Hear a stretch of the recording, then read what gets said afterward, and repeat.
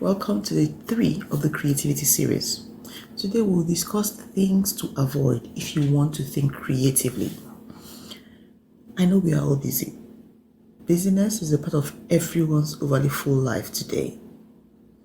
From our overflowing email boxes to cramming meetings into our days, spending hours trying to keep up with social media, friends, family responsibilities. But here's the thing. Being busy many times means that we don't have our priorities set up right. And the problem is that this overly business stifles our creativity. Because our creative powers become stagnant when we are too busy. Creativity is what helps us manifest our abilities. It helps us solve problems, bring projects to fruition, find easier way to do things right. The good news is there are things we do, bad news rather, habits we have, things we do that zapping our creativity, and these make our goals seem out of reach.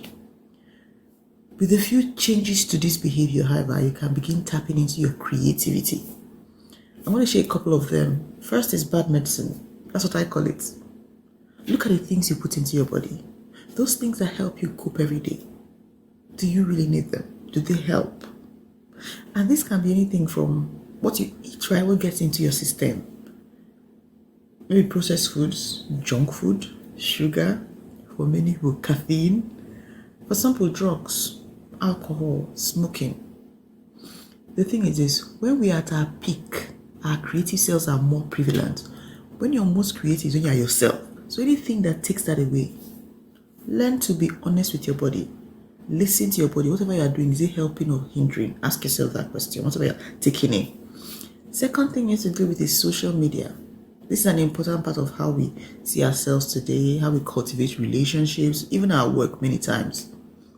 But it's also a big attention stealer because our attention is vital to our lives and for creativity. Learn to limit how much time you spend on social media. Be aware of how it makes you feel and how it affects your creativity. And adjust accordingly, okay? If it's a part of your business, I know it's important, but watch it. 3, email. Email inboxes are mandated, are daily loaded with emails, right? Now, for people, checking their email is one of the biggest killers of energy and momentum in their lives. Learn to set a specific time to read, respond, and delete emails. This makes it easier for you to use and it helps you keep more energy. First thing I'll say is overworking. It's easy to overdo work and get burnt out. At times we push ourselves to our limits. Problem is our energy slack and we lose sleep. So rather than do this, when possible, set limits on how long you work. Learn how to be consistent. Learn to outsource. Get help or whatever is necessary so you don't overwork yourself. Sprints are fine, but only occasionally. So you need to make sure you don't let your rest suffer. Okay? This journey we are on is a marathon, it's not a sprint. 5th, doing the wrong work. One thing that greatly destroys our creativity is doing the wrong work. When you spend too much time on things that don't matter or that don't come naturally to you, you begin to become stagnant. You feel overworked. You feel less creative. Okay? So rather than this, delegate, outsource, or avoid tasks that are part of your weaknesses. Learn to play to your strengths. This will allow you to embrace your creativity, okay? Now, choosing the first solution. When you go with the first solution, you're just recalling or settling.